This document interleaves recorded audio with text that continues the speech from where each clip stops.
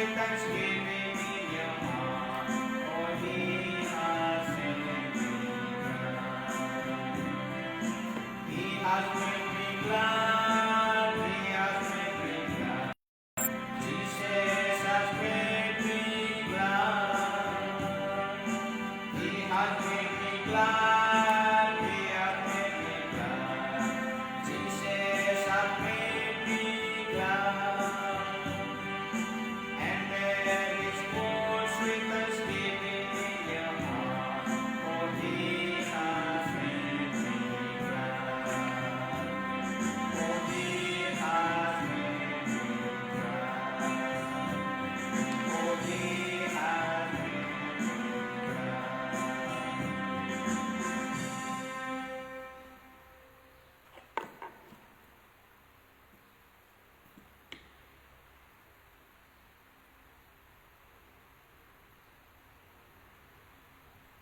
పితా పుత్ర పవిత్రాత్మ నామమున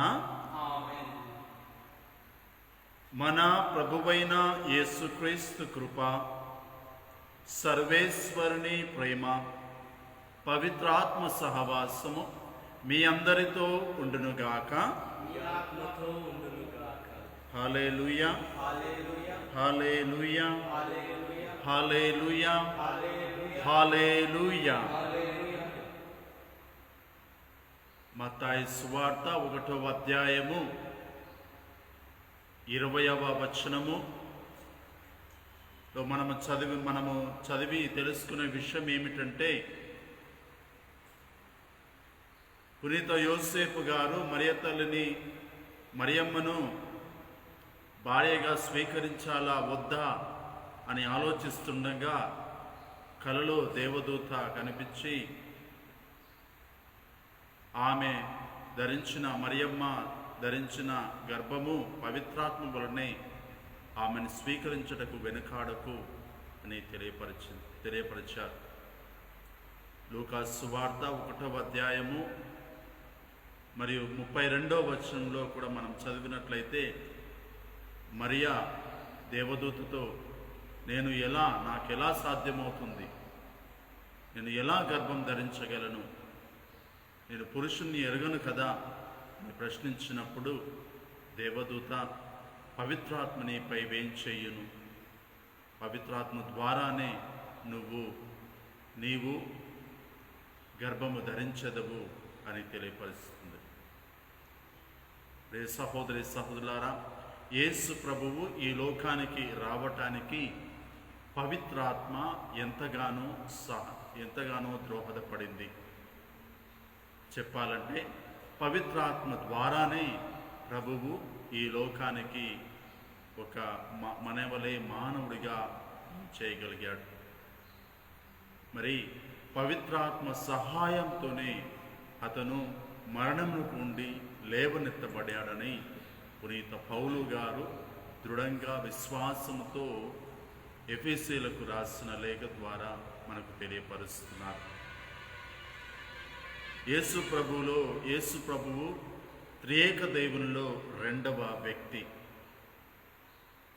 అతని యొక్క రెండవ వ్యక్తిత్వాన్ని, దైవ వ్యక్తిత్వాన్ని కోల్పోలేదు. కానీ పవిత్రాత్మతో నింపబడి ఉన్నాడు. ఎల్లప్పుడూ కూడా పవిత్రాత్మ దేవుడు వారితో ఉన్నారు.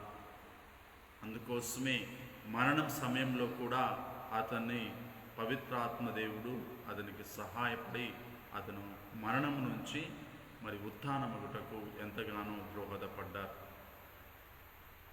అందుకే మనము దర్శన గ్రంథము 1వ అధ్యాయము 17వ వచనంలో చూసినట్లయితే, ఆదియు అంతము నేనే అని తెలియపరుస్తున్నారు.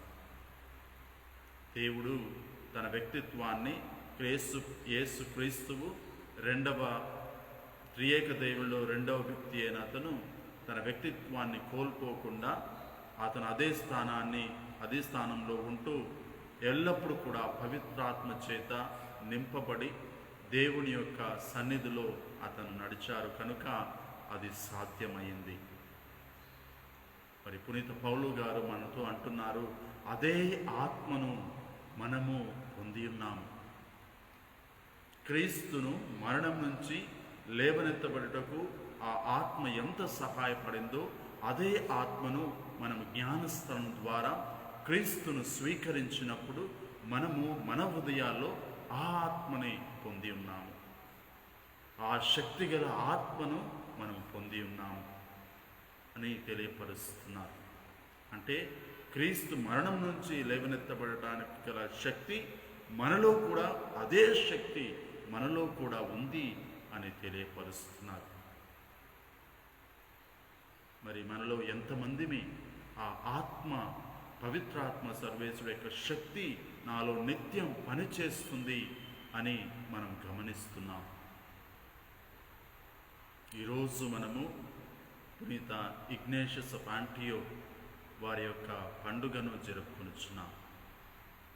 ఇతను అంటియోక్ వాసి మరియు పునీత పేతురు గారి మరణం తర్వాత అంటియోకు పీఠాధిపతిగా నియమింపబడ్డారు, ఎన్నుకోబడ్డారు. పవిత్రాత్మచే నింపబడ్డ వ్యక్తి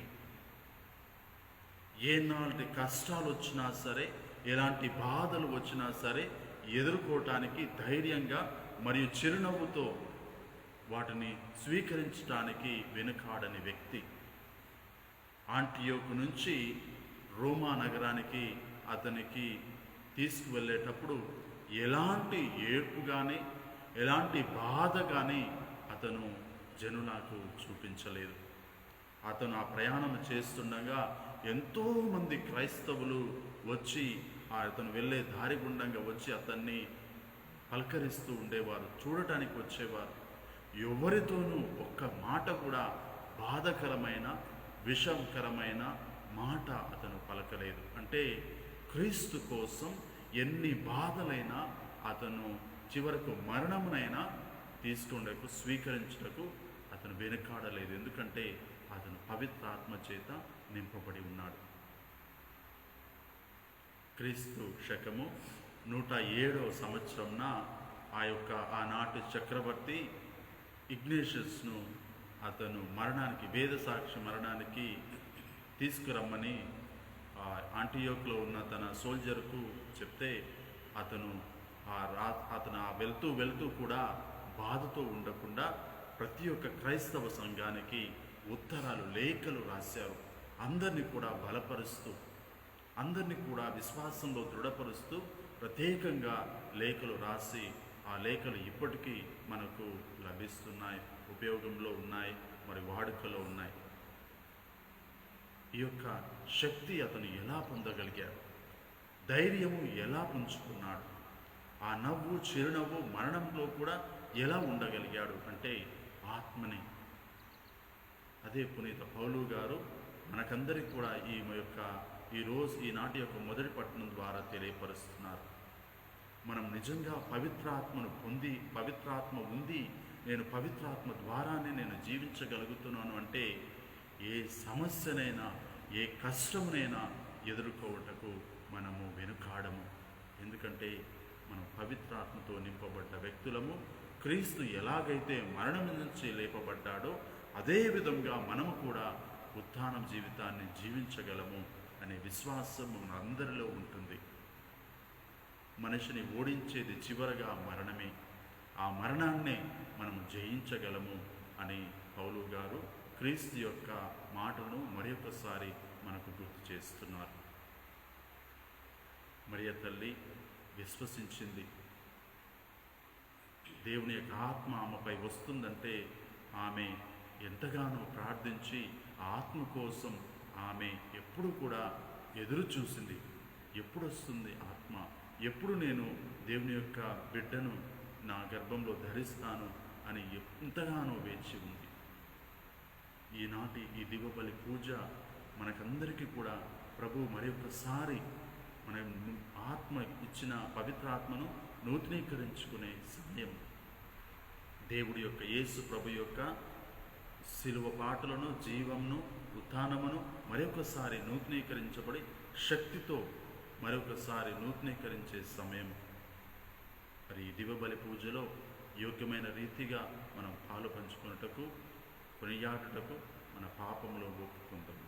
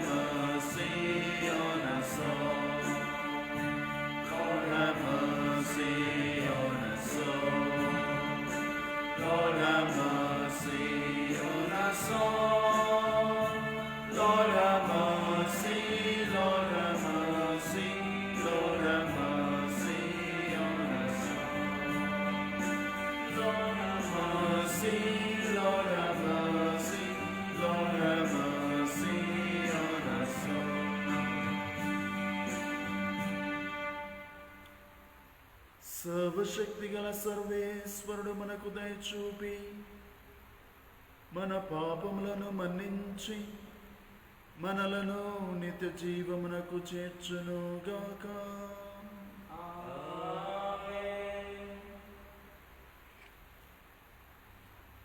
ప్రార్థించుదము.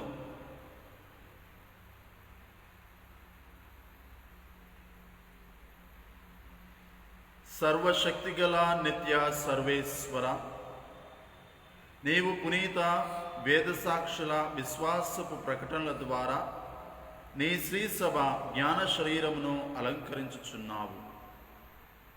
మేము ఈరోజు కొనియాడు పునీత అంతియోకు ఇగ్నేషస్సు విజయవంతమైన హింసలు అతనికి మోక్ష మహిమను చేకూర్చెను.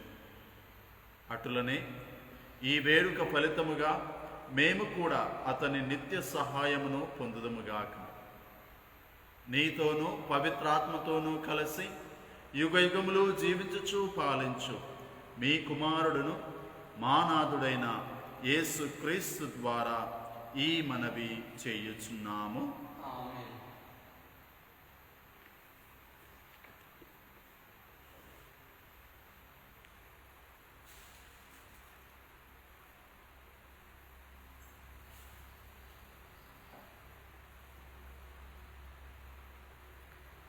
First reading, a reading from the letter of St. Paul to the Ephesians. A reading from the letter of St. Paul to the Ephesians, chapter 1, verses from 15 to 23. Chapter 1, verses from 15 to 23. I have been told of your faith and your affection towards all the believers, so I always give thanks to God, remembering you in my prayers. May the God of Christ Jesus our Lord, the Father of glory, reveal himself to you and give you a spirit of wisdom and revelation that you may know him. May he enlighten your inner vision that you may appreciate the things we hope for since we were called by God. May you know how great is the inheritance, the glory God sets apart for his saints. May you understand with what extraordinary power he acts in favor of us who believe. He revealed his almighty power in Christ when he raised him from the dead and had him sit at his right hand in heaven, far above all rule, power, authority, dominion, or any other supernatural force that we could be named, not only in this world, but in the world to come as well. Thus has God put all things under the feet of Christ and set him above all things as head of the church, which is his body, the fullness of him who fills all in all. The word of the Lord.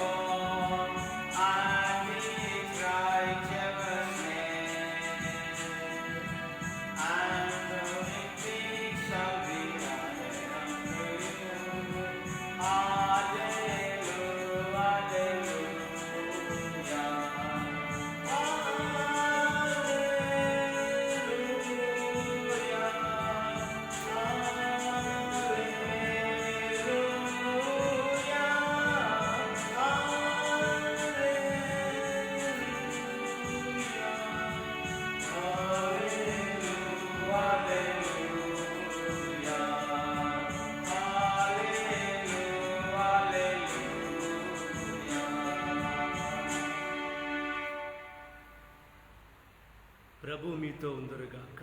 మీ ఆత్మతో ఉండుగాక. పునీత లూకా గారు వ్రాసిన సువిశేషంలోని భాగము. ప్రభువా నీకు మహిమ కలుగునుగాక. లూకా సువార్త 12వ అధ్యాయము వచనములు 8 నుంచి 12 వరకు. లూకా సువార్త 12వ అధ్యాయము వచనములు 8 నుంచి 12 వరకు. నన్ను మనుషుల ఎదుట అంగీకరించు వారిని మనుష్య కుమారుడు కూడా దేవదూతల ఎదుట అంగీకరించును. కానీ మనుషుల ఎదుట నన్ను నిరాకరించువాడు దేవదూతల ఎదుట నిరాకరించబడును. మనుష్య కుమారునికి వ్యతిరేకంగా పలుకువాడు క్షమింపబడును. కానీ పవిత్రాత్మను దూషించువాడు క్షమింపబడడు. వారు మేము ప్రార్థనా మందిరములకు రాష్ట్రాధిపతుల యొద్దకు కొనిపోయినప్పుడు మీరు ఎట్లు ఏమి సమాధానము చెప్పవలేనని విచారింపకుడు. ఆ గడియలో ఏమి చెప్పవలేనో పవిత్రాత్మ మీకు నేర్పును.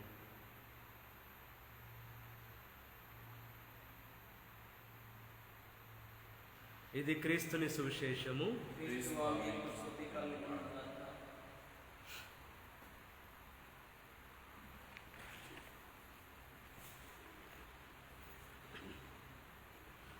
హల్లెలూయా, హల్లెలూయా, హల్లెలూయా, హల్లెలూయా, హల్లెలూయా, హల్లెలూయా, హల్లెలూయా, హల్లెలూయా. హల్లెలూయా. యేషువా వందనం, యేసువా వందనం, యేషువా స్తోత్రం, యేసువా స్తోత్రం, తండ్రి వందనం, తండ్రి వందనం, తండ్రి స్తోత్రం. తండ్రి స్తోత్రం. హల్లెలూయా. హల్లెలూయా. ప్రభునందు మిక్కిలిగా ప్రేమింపబడుతున్నటువంటి ప్రియమైన సహోదరి సహోదరులారా, పునీత ఇగ్నేషియస్ అంత్యోకు ఇగ్నేషియస్ గారి పండుగ శుభాకాంక్షలు.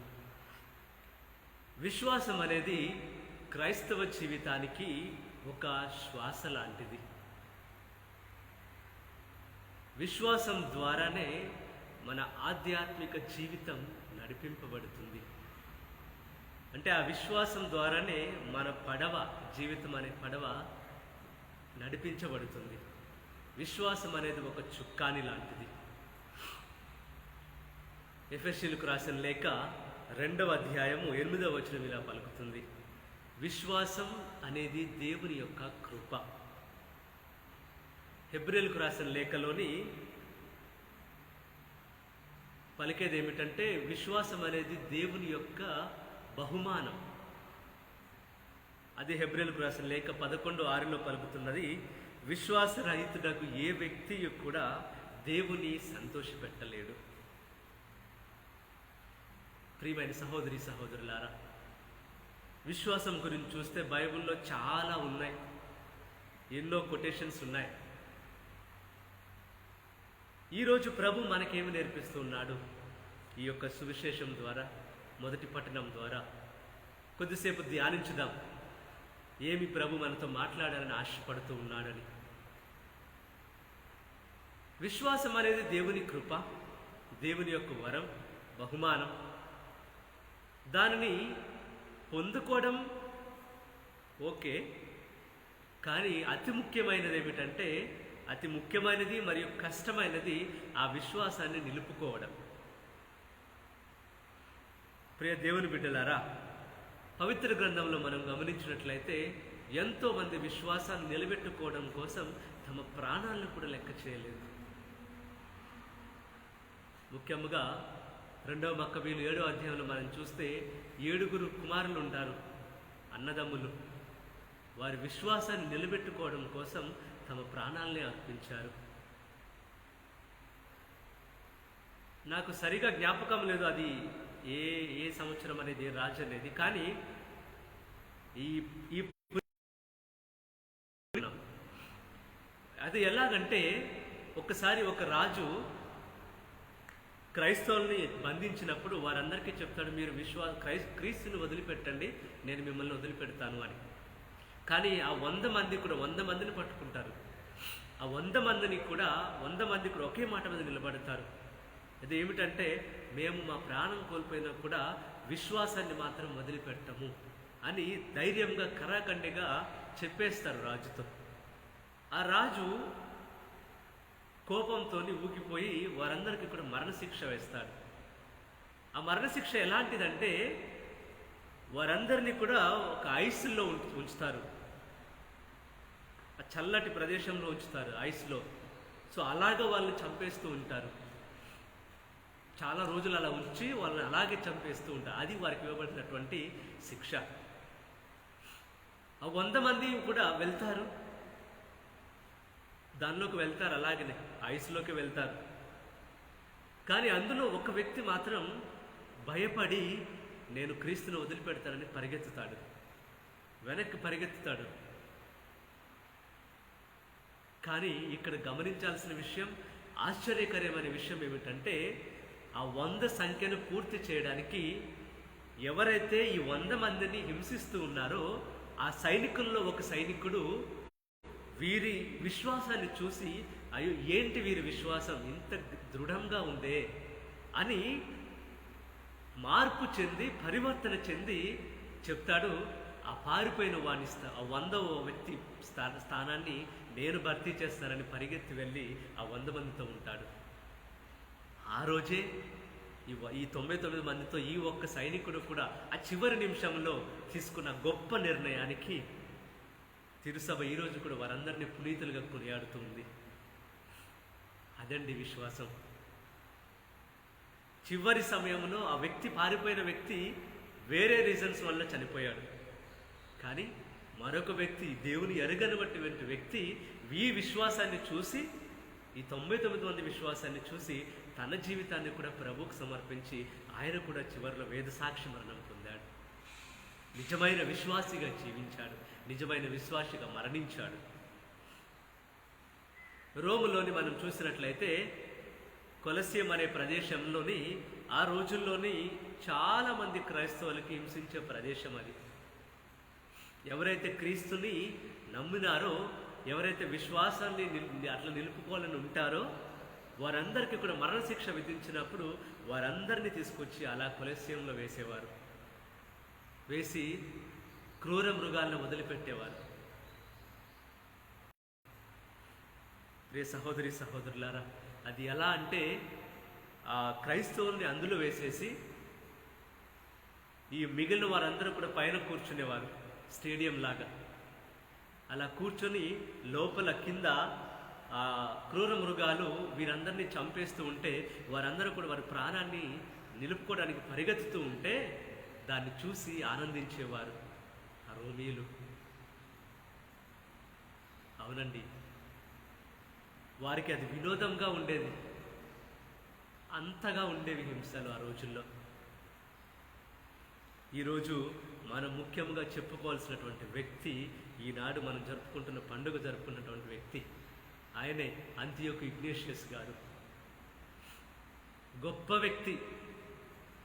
ఎంత గొప్ప వ్యక్తి అంటే ఆయన తన విశ్వాసం గురించి తను జీవించి ఉన్న కాలంలో మరియ తల్లితో మంతనాలు జరిపేవాడంట. యోహాను గారికి చాలా ఇష్టమైన శిష్యుల్లో మన ఇగ్నేషియస్ గారు ఒకరు. అలాగే మనం ముందు మాటలు విన్నట్లు మనకి పోపు గారి తర్వాత 3వ పోపు ఎవరయ్యా అంటే ఈ అంతియోకు ఇగ్నేషియస్ గారే.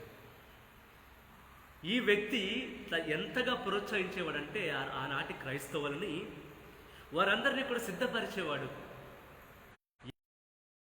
కావచ్చు, మీ విశ్వాసాన్ని కోల్పోకండి, మీ విశ్వాసాన్ని నిలబెట్టండి, విశ్వాసంలో నిలబడండి అని తన మాటల ద్వారా, తన రచనల ద్వారా, తన ప్రసంగాల ద్వారా ఎంతోమందిని ప్రోత్సహించాడు, ఎంతోమందిని వేదసాక్షి మరణానికి సిద్ధపరిచాడు. ఆ రోజుల్లో తన 62 సంవత్సరాల వయసులో ఈయన కూడా ఒక రాజు అరెస్ట్ చేశారు, బంధించారు. బంధించి చాలా గొప్పగా మాట్లాడతారు. రాజుకను ఆ యొక్క పునీతునికి గొప్ప సంభాషణ జరుగుతుంది. నువ్వు వదిలిపెట్టమంటే నేను వదిలిపెట్టనంటే వదిలిపెట్టను అంటాడు. క్రీస్తుని వదిలిపెడితే నేను వదిలిపెడతానంటే, నిన్ను రిలీజ్ చేస్తానంటే చెప్తాడు నా ప్రాణం పోయినా కూడా పర్వాలేదు అంటాడు. ఆయన చెప్పినటువంటి ఒక మాట ఈరోజు కూడా మనం పూజలో చదివేది ఏమిటంటే, నేను క్రీస్తుకు చెందిన గోధుమ గింజను, వన్యమృగములు పండ్లు నన్ను పిండి చేయును, అప్పుడు నేను స్వచ్ఛమైన రొట్టెగా మారతాను. అవును, నేను ఒక గోధుమ గింజ లాంటి వాడిని.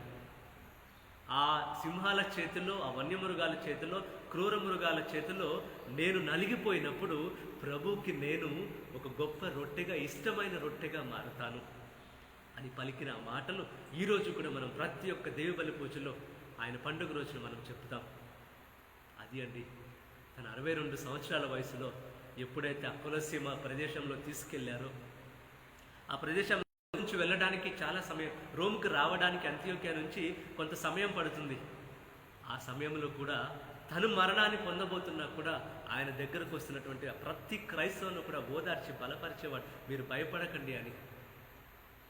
ఆయన తీసుకుని ఇంకొక నిర్ణయం ఏమిటంటే, ఆ రోజుల్లో చాలామంది పలుకుబడి ఉన్నవారు కూడా క్రైస్తవులుగా ఉన్నారు. వారందరూ కూడా వీరిని విడిపించడానికి చాలా ట్రై చేశారు తమ పలుకుబడిని ఉపయోగించి. కానీ పునీతుడు చెప్తాడు, దయచేసి ఎవరు కూడా పని చేయవద్దు, నన్ను వేదసాక్షిని కానివ్వండి, ఇది ప్రభు చిత్తం, ఇలా జరగనివ్వండి అని చెప్తాడు. ఎందుకయ్యా అంటే ఇతని గురించి పునీత పేతురు గారు ముందుగానే ప్రవచించారు. ఇన్ని సంవత్సరాలు ఈ వ్యక్తి, ఈ పునీత అంతియోకి ఇగ్నేషియస్ గారు తిరుసభను రూల్ చేస్తారు, వేదసాక్షి మరణాన్ని పొందబోతున్నారని అప్పుడే చెప్పారు. అందుకే తన జీవితంలో ఆ వృద్ధ వయసులో కూడా, ముసలితనంలో కూడా క్రీస్తుని వదిలిపెట్టకుండా, విశ్వాసాన్ని వదిలిపెట్టకుండా చివరి వరకు కూడా 62 సంవత్సరాలు అంటే మామూలు విషయం కాదండి. ఆ అన్ని సంవత్సరాల్లో కూడా క్రీస్తుని తనలోనే ఉంచుకున్నాడు, తనతోనే ఉంచుకున్నాడు. ఆ విశ్వాసంలో నిలబడ్డాడు, చాలా దృఢంగా నిలబడగలిగినాడు. అందుకే సింహాలు ఎదురుగా ఉన్నా కూడా ప్రభువును చూశాడు, కానీ తను భయపడలేదండి. తన ప్రాణం పోతుందని భయం లేదు. ఆయన సాక్షి మరణాన్ని పొంది నేను ప్రభువుని చేరుకుంటున్నానే అనే ఆనందమే ఆయనలో ఉంది ఎక్కువగా. అవును ప్రియమైన సహోదరి సహోదరులారా, అలా వేద సాక్షి మరణాన్ని పొందాడు పునీత అంతియోకు ఇగ్నేషియస్ గారు. ప్రియమైన సహోదరి సహోదరులారా, ఈరోజు మనం చూస్తూ ఉన్నాం, ఆ రోజుల్లో ఇవే కాదండి, ఆ రోములో రాజులు జీవించుకుని ఆ రోజుల్లోని పరిపాలించేవారు, చక్రవర్తులు చాలామంది క్రైస్తవుల్ని గొప్పగా హింసించారు. చాలా ఘోరమైన హింసలు ఉండేవి ఆ రోజుల్లో. అందులో ఒక రకమైన హింస ఎలాంటిదంటే, ఎవరైతే వారి విశ్వాసాన్ని కోల్పోకుండా మేము ఇలాగే ఉంటామని గట్టిగా దృఢంగా నిలబడతారో వారిని ఏం చేసేవారంటే, వారికి ఇవ్వబడినటువంటి శిక్ష ప్రకారం ఒక గిన్నెలోనే లేదంటే ఒక గుంట తీసి దానిలో నూనె పోసి ఆ నూనెలో ఈ క్రైస్తవుల్ని ఉంచేవారు కొన్నాళ్ళు. కొన్ని రోజులు అలా మనం బట్టల్ని నానబెట్టినట్లు అలా నూనెలో నానబెట్టేవారు. అలా నూనెలో ఉంచి కొన్ని రోజులకి, కొన్ని వారాలకి బయటకు తీసిన తర్వాత వారు చేసే పని ఏమిటంటే, ఆ వీధిలో మనకి ఇప్పుడు వీధి దీపాలు ఉన్నాయి కదా, అలాగా వారిని నిలబెట్టి ఆ కాళ్ళకి చేతులకి వారికి సిలువలాగా ఉంచి స్తంభాల్లాగా ఏర్పాటు చేసి వారికి నిప్పు పెట్టేవారు. అంటే వారిని వీధి దీపాలుగా ఉపయోగించేవారు. అంత ఘోరమైన శిక్షలు ఉన్నాయి ఆ రోజుల్లో. కానీ ఉన్నా కూడా మనం వాక్యంలో చదివినప్పుడు ఎక్కడైతే హింసలు శ్రమలు ఉంటాయో అక్కడే దేవుని కృప అధికమవుతుందంట. అవును, అలా హింసలు శ్రమలు ఎక్కువగా ఉన్నా కూడా ఎవ్వరూ కూడా ప్రభుని వదిలిపెట్టకుండా చివరి వరకు నిలబడ్డారు. కాబట్టి ఈరోజు మనం క్రైస్తవులుగా ఉన్నాం. ఈరోజు మనం మన విశ్వాసాన్ని నిలుపుకోగలుగుతున్నాం. ఈరోజు మనం ధైర్యంగా క్రీస్తుని బహిరంగంగా ఆరాధించగలుగుతున్నాం అంటే అది వారు చేసినటువంటి ప్రాణత్యాగం, వారు అనుభవించినటువంటి ఆ శిక్షలు. అవునండి, ఈ సమయంలో వారందరినీ గుర్తు చేసుకోవడం మన కర్తవ్యం. ఎంతోమంది మరణించారు అలా. అపోస్తల కార్యములు 7వ అధ్యాయం 54వ వచనంలో చూస్తే ఒక వ్యక్తి ఉన్నారు. అప్పుడే అభిషేకాన్ని పొందుకున్నాడు శిష్యుల దగ్గర నుంచి, అపోస్తల నుంచి.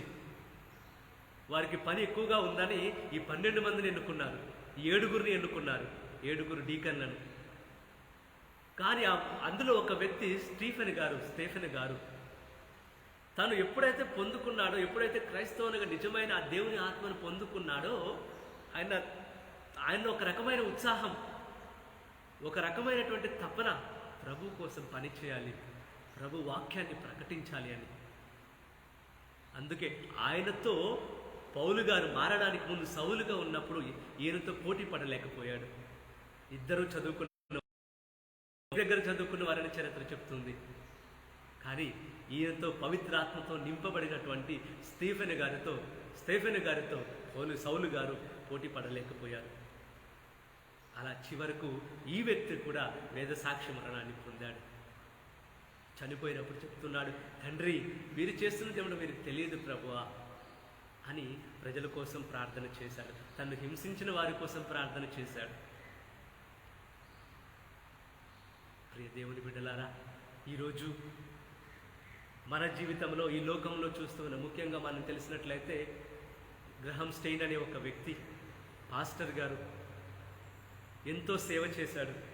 చివరికి ఆయన కూడా వేద సాక్షి మరణాన్ని పొందాడు. ఎక్కడ క్రైస్తవత్వాన్ని వ్యాపింప చేస్తున్నాడు అని కొంతమంది దుండగులు కలిసి ఆయన కారుకి నిప్పు పెట్టారండి. బ్రతికుండగానే సజీవ దహనం చేశారు. ఇలా ఎన్నో రకాలుగా మనం చూస్తున్నాం. ఎన్నో చోట్ల క్రైస్తవులు హింసింపబడుతూ ఉన్నారు. కానీ ఈరోజు మనకిచ్చినటువంటి పిలుపు ఏమిటంటే క్రీస్తు సాక్షిగా నీవు ఉండాలి. అంతమంది వారు అందరూ కూడా ఈ లోకం ముందు ప్రభువుని అంగీకరించారు. ఈ లోక ప్రజల ముందు ప్రభువుని అంగీకరించారు. వారు తమ ప్రాణాన్ని కూడా వదిలిపెట్టడానికి సిద్ధమయ్యారు. కానీ ప్రభువుని విడనాడడానికి కాదు, ప్రభువుని వదిలిపెట్టడానికి కాదు. ఈరోజు వారి ద్వారా పొందుకున్నాం మనం ఆ క్రైస్తవత్వాన్ని. మరి ఈరోజు ఆ తపన మనలో ఉందా? ఈరోజు ఆ తపన మనలో ఉందా లేదా? ప్రభు కోసం ప్రాణాలను అర్పించే తపన మనలో ఉందా? అవును ప్రియమైన సహోదరి సహోదరులారా, ఈరోజు మనందరం కూడా మన విశ్వాసాన్ని నిలబెట్టుకోవాలి. అందుకే ఈనాడు సువిశేషంలో పలుకుతూ ఉన్నాడు మొదటి వచనంలోని, నీవు ఈ లోక మనుషుల ముందు నీవు నన్ను అంగీకరిస్తే దేవదూతల ముందు నిన్ను అంగీకరిస్తానని ప్రభు చెప్తూ ఉన్నాడు. అంతమంది ఈ లోకం ముందు అంగీకరించారు ప్రభుని, తమ ప్రాణాలను వదిలిపెట్టారు. కానీ ప్రభుని మాత్రం వారి ముందే అంగీకరించారు. వారి వేద సాక్షి మరణం ద్వారా క్రైస్తవత్వాన్ని వ్యాపింపచేశారు. అవును ప్రియమైన సహోదరి సహోదరులారా, యేసయ్య జీవితంలో కూడా మనం చూస్తూ ఉన్నాం. తాను జీవించి ఉన్న కాలంలో ఎంతోమంది వ్యతిరేకంగా మారారు. ఎంతోమంది ఆయన మాట వినలేదు. ఎంతోమంది శత్రువులుగా మారిపోయారు. కానీ ఏ రోజు కూడా, అన్ని సమయాల్లో కూడా తన తండ్రికి సాక్షిగా నిలబడ్డాడు. ప్రతి పనిలో కూడా తన తండ్రికి సాక్షిగా నిలబడి తన తండ్రిని వదిలిపెట్టి ప్రతి చోట చెప్పాడు, నన్ను నా తండ్రి పంపాడు, నేను మనుష్య కుమారుని, దేవుని కుమారుని ధైర్యంగా చెప్పగలిగాడు. తన తండ్రికి సాక్షిగా నిలబడ్డాడు. దానికి ప్రతిఫలంగా ఈ లోకం ఇచ్చింది శిల్వ శిక్ష, మరణ శిక్ష. కానీ తన తండ్రి ఇచ్చాడు, పునరుత్థానం ఇచ్చాడు ప్రభుకి బహుమానంగా. ప్రియ సహోదరి సహోదరులారా, ఈనాటి మొదటి పట్టణంలో చూస్తూ ఉన్నాం. ఎఫెసీయులకు రాసిన లేఖ 1:15 ప్రభువునందలి మీ విశ్వాసమును బట్టి నేను కృతజ్ఞతలు చెల్లిస్తూనే ఉంటానని పునీత పౌలు గారు ఎఫెసీయులతో పలుకుతూ ఉన్నారు. ఆ రోజుల్లో ఉన్న సంఘాల్లో గొప్ప సంఘాల్లో ఎఫెసీ సంఘం ఒకటి, సప్త సంఘాల్లో కూడా ఎఫెసీ సంఘం ఒకటి. అవును, ముఖ్యమైన సంఘాల్లో వారు ఎంతగా విశ్వాసంలో ఉన్నారంటే పునీత పౌలు గారి ఆనందంతో పలుకుతూ ఉన్నారు. మీ విశ్వాసాన్ని గురించి, మీకు ప్రభు ఇచ్చినటువంటి విశ్వాసాన్ని బట్టి నేను ప్రతిరోజు ప్రభుకి కృతజ్ఞతలు చెప్తానంటున్నాడు. మరి ఈరోజు నా విశ్వాసం ఎలా ఉంది? ఈరోజు నీ విశ్వాసం ఎలా ఉంది? ఇంతమంది వేదసాక్షి మరణం, వారి కథలు వింటూ ఉన్నాం, వారి చరిత్రను చదువుతూ ఉన్నాం. మరి నాలో ఏమైనా అలాంటి ఏమైనా ఒక విత్తనం నాలో పడ్డదా? విశ్వాసం అనే విత్తనం నాలో ఉన్నదా? ఈరోజు మనందరం ఆలోచించుకోవాలి. కానీ ఈ రోజుల్లో మనం జీవించి ఉన్నటువంటి ఈ ప్రజెంట్ ఈ కాలంలోని ముఖ్యంగా ప్రభు కోసం మరణించడం కంటే ప్రభు కోసం జీవించడమే గొప్ప పని. ప్రభు కోసం మరణించడం అంటే ఒక్కసారితో ప్రాణం పోతుంది. కానీ ప్రభు కోసం జీవించడం అంటే ప్రతిరోజు దినదినం. ఈరోజు దానికి నేను సిద్ధంగా ఉండాలి. అందుకే మనుషుల ఎదుట అంగీకరించినప్పుడు అంటే మనం అంగీకరించాలి. మనుషుల ఎదుట అంగీకరించడం అంటే దాని అర్థం ఏమిటంటే, ఒక క్రైస్తవునిగా, దేవుని ఎరిగిన బిడ్డగా నేను అందరిలాగా మాట్లాడలేను, అందరిలాగా తప్పుడు జీవితం జీవించలేను. నేను జీవించాల్సిన జీవితం అది కాదు. నాకు ఒక జీవితం ఉంది.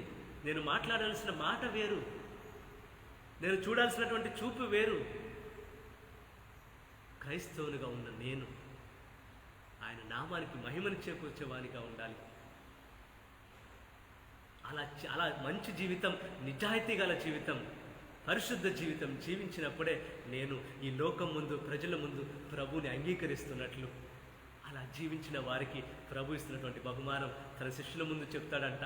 నా బిడ్డ గర్వంగా చెప్తాడు, నా కుమారుడు, నా కుమార్తె నా కోసం తన ప్రాణాన్ని కూడా లెక్క చేయలేదు, నా కోసం ఎన్నో శ్రమలు అనుభవించింది, నా కోసం ఎన్నో కష్టాలు అనుభవించాడు ఆ బిడ్డ అని దేవదూతల ముందు సాక్ష్యంగా చెప్తాడు ప్రభు, ధైర్యంగా చెప్తాడు ప్రభు. ఈరోజు అలా ప్రభు గర్వంగా చెప్పగలగాలి అంటే నేను ఎక్కడైతే జీవిస్తూ ఉన్నానో అక్కడ నిజమైన క్రైస్తవునిగా జీవించాలి. నిజమైన క్రైస్తవునిగా జీవించడం అంటే ప్రతి క్షణం కూడా మరణమే. ఎన్నో ఆటుపోట్లు వస్తాయి, ఎన్నో నమ్మక ద్రోహాలు ఉంటాయి, ఎవరు అర్థం చేసుకోరు, ఎన్నో శ్రమలు ఉంటాయి. అన్నిటిని కూడా దాటుకుంటూ ముందు వెళ్ళినప్పుడే నీ జీవితానికి, నా జీవితానికి ఒక భాగ్యం. ప్రియ సహోదరి సహోదరులారా, ఈరోజు ఎందుకంటే మనం జీవించి ఉన్న కాలంలో ఇలా చేస్తున్నప్పుడు కూడా, ఇలా జీవించాలి అని ఆశపడుతున్నప్పుడు కూడా ఎన్నో శ్రమలు వస్తాయి. కానీ ఈనాడు ప్రభు ఇస్తున్నటువంటి ఒక వాగ్దానం ఏమిటంటే, ముందు మాటలో కూడా మనం విన్నాం, లూకా 12:12 చెప్తున్నాడు, ఆ సమయంలో పరిశుద్ధాత్మ మీకు నేర్పిస్తాడు, ఏమి చేయాలి, ఏం మాట్లాడాలి అని నేర్పిస్తాడు. మీరు భయపడకండి, మీరు దిగులు చెందకండి. మా పరిశుద్ధాత్మ ఆత్మదేవుడు నన్ను నడిపించినటువంటి ఆత్మ నిన్ను కూడా నడిపిస్తాడు. నన్ను చివరి వరకు నాతో ఉండి నడిపించినటువంటి అదే ఆత్మ నీతో కూడా ఉంటాడు. నీవు ఏం మాట్లాడాలో, ఎలా చూడాలో, ఎలా జీవించాలో నీకే ఆత్మ నేర్పిస్తాడు. భయపడకండి, లోకంలో వస్తున్న శ్రమలను చూసి భయపడకండి. పునీత ఈరోజు పండుగ జరుపుకున్న పునీత ఇంతియోక్ ఇగ్నేషియస్ గారి ద్వారా వారి ప్రార్థన సహకారాన్ని అర్థిస్తాం. పునీతుడా, మేము కూడా నీలాగా చివరి వరకు కూడా విశ్వాసాన్ని కోల్పోకుండా విశ్వాసాన్ని మేము నిలబెట్టుకునే కృపను దయచేయండి. ప్రతి దినం కూడా క్రొత్త దినమే, ప్రతి దినం కూడా ఒక గొప్ప పోరాటమే. ఆ పోరాటంలో ప్రతిరోజు కూడా విజయం సాధించాలి అంటే, నీవు ఆ విశ్వాసాన్ని నిలబెట్టుకోవాలి అంటే ఆ పరిశుద్ధాత్మ దేవుని శక్తి నీలో నాలో ఉండాలి. ఈరోజు ఆ పునీతుని ప్రార్థన సహకారాన్ని కోరుదాం. ఆయన వల్లే తన పెద్ద వయసులో కూడా, వృద్ధాప్యంలో కూడా ఆ విశ్వాసాన్ని కోల్పోకుండా ఆ గొప్ప తండ్రి కోసం, యేసయ్య కోసం తన వేద సాక్షి మరణాన్ని పొందాడు. ఒక గొప్ప రొట్టెగా మారిపోయాడు. ఈరోజు మనం కూడా ఆ తండ్రి కొరకు మన జీవితాన్ని అర్పిస్తాం, మన విశ్వాసాన్ని నిలుపుకుందాం, గొప్ప దేవునికి సాక్షిగా మారుదాం. ఈ యొక్క గొప్ప భాగ్యం కొరకు ఈ యొక్క దివ్యబలి పూజలో ప్రార్థించుదాం. ఆమేన్.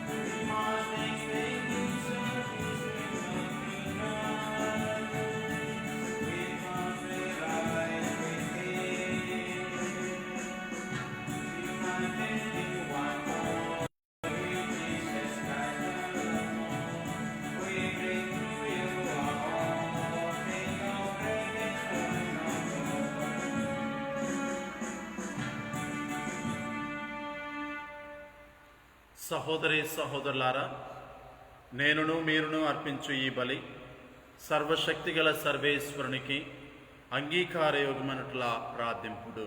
ప్రభు తన నామస్తుతి మహిమల కొరకును మన ప్రయోజనము కొరకును తన పవిత్ర శ్రీ సభ ప్రయోజనము కొరకును మీ కర్మల ద్వారా ఈ బలిని స్వీకరింతురుగాక. ఓ ప్రభువా, వేద సాక్షి శ్రమలు మరణము ద్వారా క్రీస్తుకు చెందిన గోధుమ గింజవలే నలగగొట్టబడి స్వచ్ఛమైన రొట్టెగా పునీత ఇగ్నేషస్సు తనను తాను నీకు సమర్పించుకొనెను. అతని అర్పణమును నీవు సంతోషముతో స్వీకరించితివి. అటులనే పూజాభావముతో మేము సమర్పించు ఈ బలి అర్పణమును నీకు ప్రీతిపాత్రము అగునుగాక. మా ప్రభువైన క్రీస్తు ద్వారా ఈ మనవి చేయుచున్నాము. ప్రభు మీతో ఉండునుగాక. మీ మనస్సులను ఉన్నతమునకు త్రిప్పుము. ప్రభు వైపు త్రిప్పి ఉన్నాము. మన దేవుడైన ప్రభువునకు కృతజ్ఞత తెలుపుదము. కృతజ్ఞత తెలుపుట యుక్తము, న్యాయము.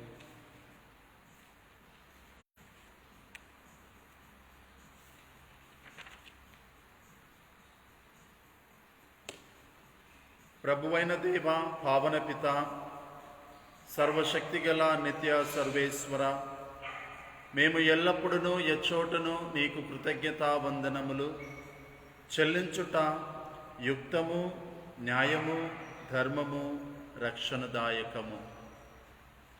మేము నీ పునీతులను స్తుతించుట సూచించినప్పుడు నీవు మహిమపరపబడుచున్నావు. వారి శ్రమలందు శక్తివంతమైన నీ అత్యుత్తమమైన కార్యములు ప్రదర్శింపబడుచున్నవి. నీవు కనికరించి వేద సాక్షుల విశ్వాసమునకు పరిమళమును, వారి అకుంఠిత దీక్షకు స్థిరత్వమును, హింసల సమయమున సహనమును, ఊరటను దయచేసి తుదకు విజయమును చేకూర్చువాడవు నీవే. కావున ఇహ పరలోకమందలి నీ సృష్టి జాలము నీకొక నూతన స్తుతిగీతమును ఆలాపించుచున్నది. మేమును దూతల బృందములతో నేకమై నీ మహిమను నిరతము ప్రకటించుట ఎట్లనగా,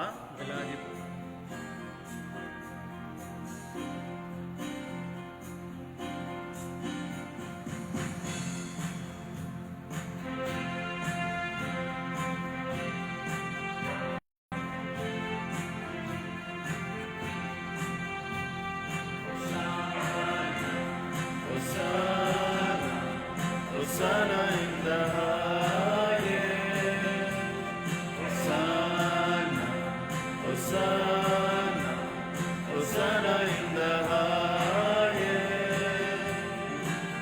Lord, we lift up your name with the hearts filled with praise. Be exalted, O Lord our God. Hosanna in the highest.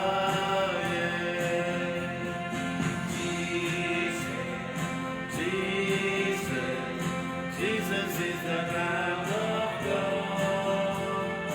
Jesus, Jesus, Jesus is the Lamb of God. Lord, we lift up your name with our hearts filled with praise. Be exalted, O Lord our God. Hosanna in the highest.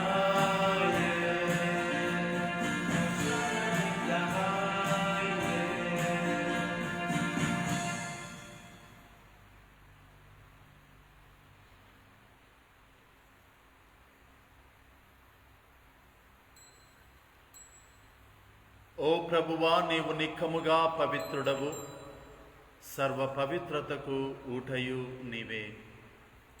కనుక నీ పవిత్రాత్మ ద్వారా ఈ కానుకలను పరిశుద్ధపరచ ప్రతిమాలుకొనుచున్నాం.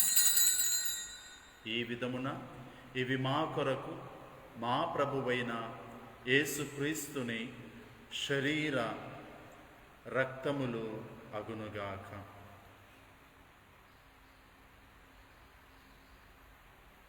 అతడు శిలువ శ్రమలకు తనకు తాను ఇష్టపూర్తిగా అప్పగించుకొనినప్పుడు అప్పమునందుకొని మీకు కృతజ్ఞతా వందనములు చెప్పి త్రుంచి శిష్యులకిచ్చుచు ఇట్లనెను, మీరందరూ దీనిని తీసుకొని భుజింపుడు. ఏలయన ఇది మీ కొరకు అప్పగింపబడనున్న నా శరీరము.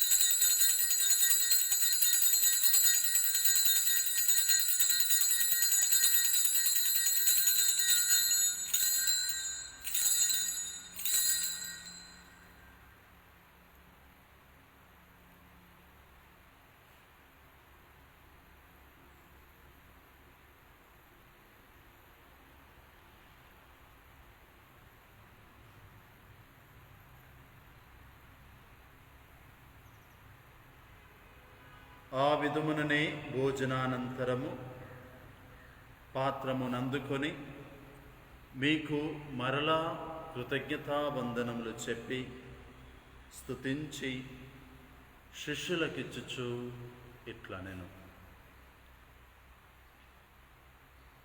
మీరందరూ దీనిని తీసుకొని దీని నుండి పానము చేయుడు.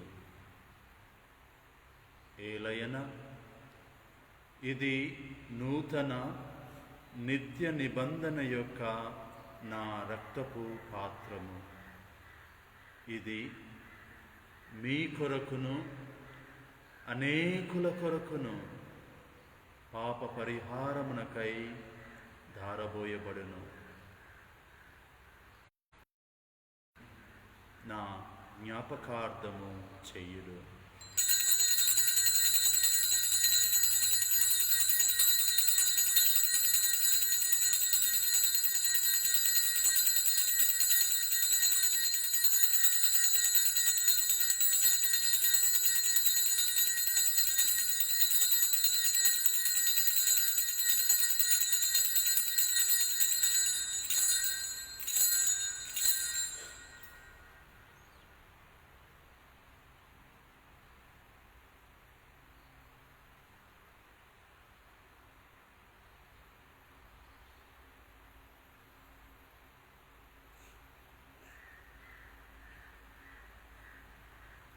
ఇది విశ్వాస రహస్యము.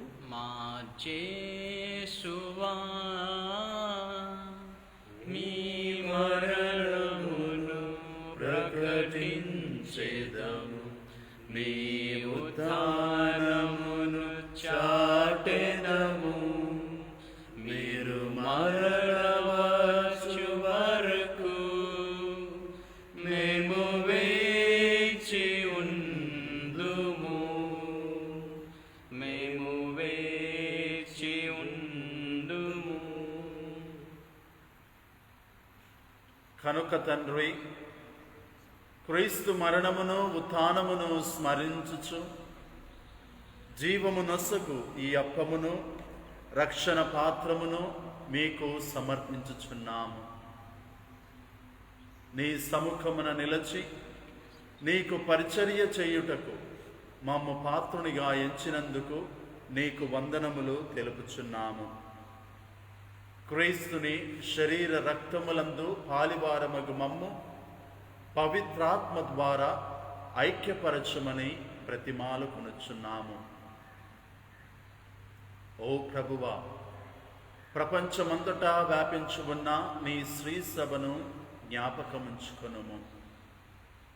మా జగద్గురువులైన ఫ్రాన్సిస్ గారిని, మా పీఠాధిపతులైన గోవింద జోజి గారిని, తదితర పీఠాధిపతులను, గురువులను, కన్యాశ్రీలను, నీవు ఎన్నుకొన్న ప్రజలందరినీ విశ్వాసమందును ప్రేమయందును పరిపూర్ణులను చేయుము.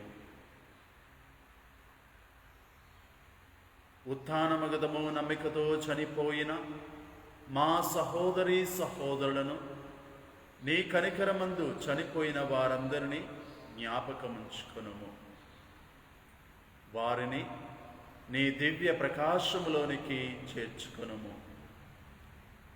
మా అందరిపై దయచూపి దేవుని కన్నెతల్లియగు మరియమాతతోనూ ఆమె భర్తయగు పునీత యోసేపు గారితోనూ పునీత అపోస్తులతోనూ పునీత ఇగ్నేషియస్ వారితోనూ ఆది నుండి మీకు సేవ చేసిన పుణ్యాత్ములందరితోనూ మాకు నిత్య జీవితములో భాగమును దయచేయుము. అప్పుడు వారితో కలిసి మేము నీ కుమారుడగు యేసుక్రీస్తు ద్వారా నిన్ను స్తుతించి మహిమ పరచుదము.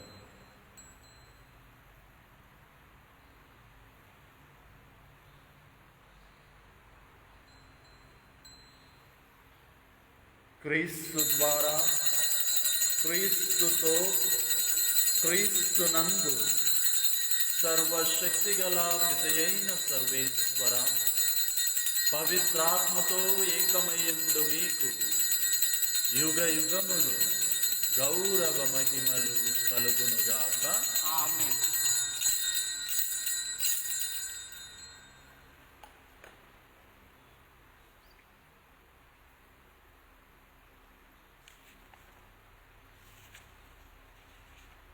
మన రక్షకుచిన పరమోపదేశమును అనుసరించి ప్రార్థింప సాహసింతము.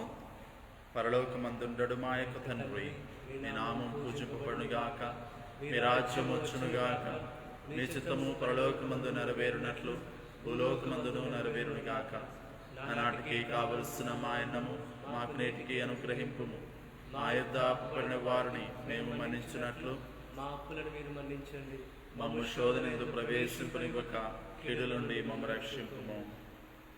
ప్రభువా, అన్ని కీడుల నుండి మమ్ము రక్షింపుము. మా ఈ రోజులలో మాకు శాంతిని ప్రసాదింపుము. నీ దయానుగ్రహము వలన పాపము నుండి మమ్ము విముక్తులను చేసి అన్ని కలతల నుండి సర్వదా కాపాడుము. మేము మోక్షానందమును మా రక్షకుడైన యేసుక్రీస్తు ఆగమమును నిరీక్షించుచుందుము. ఏలైనా నిరంతరము మీదే రాజ్యము, మీదే అధికారము, మీదే మహిమ. శాంతిని మీకు అనుగ్రహించుచున్నాను, నా శాంతిని మీకు ఇచ్చుచున్నాను అని అపోస్తులతో వచించిన ప్రభువైన యేసువా, మా పాపములను లెక్కింపక నీ శ్రీసభ విశ్వాసమును వీక్షింపుము. నీ చిత్త ప్రకారము ఈ సభకు శాంతిని, ఐక్యమును అనుగ్రహింపుము. యుగ యుగములు జీవించుచు పరిపాలించు ప్రభువా, ఆమేన్. ప్రభుని శాంతి ఎల్లప్పుడూ మీతో ఉండునుగాక. మీ ఆత్మతోనూ ఉండునుగాక. ఒకరికొకరు సమాధానము తెలుపుకొందుము. సర్వేశ్వరుని యొక్క గొర్రె పిల్ల, లోక పాపములను పరిహరించు ప్రభువా, మాకు దయ చూపుము. సర్వేశ్వరుని యొక్క గొర్రె పిల్ల, లోక పాపములను పరిహరించు ప్రభువా, మాకు దయ చూపుము. సర్వేశ్వరుని గొర్రె పిల్ల, లోక పాపములను పరిహరించు ప్రభువా, మాకు శాంతి దయచేయుము.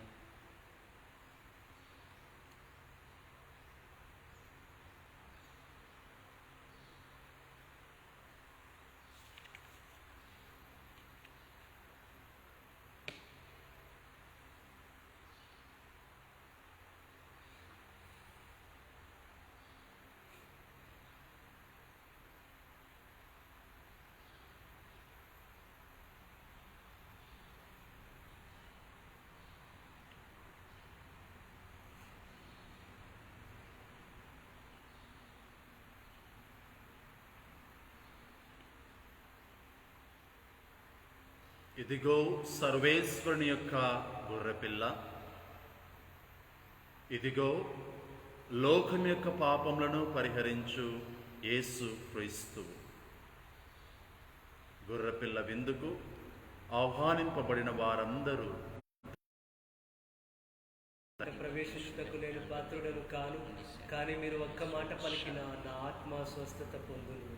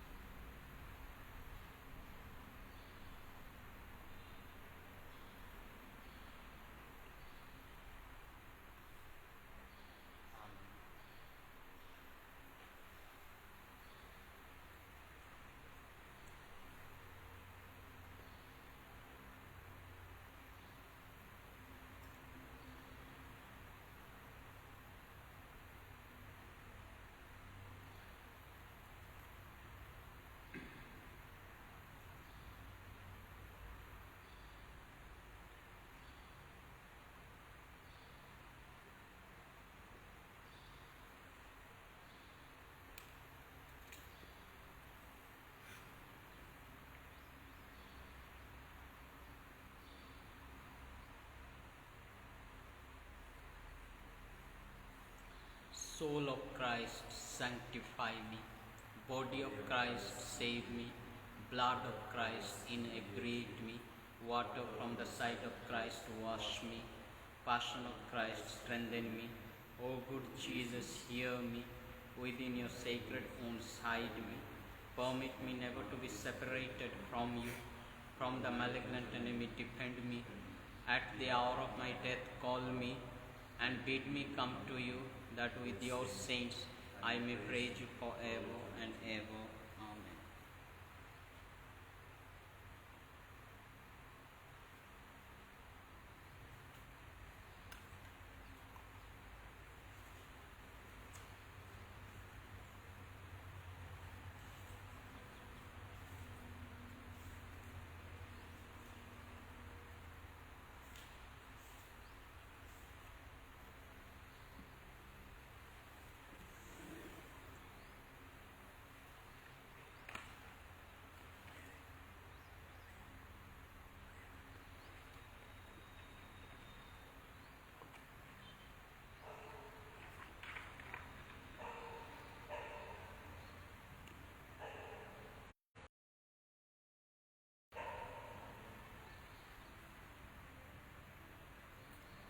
తరతరముల వారు నన్ను ధన్యురాలని పిలిచెదరు.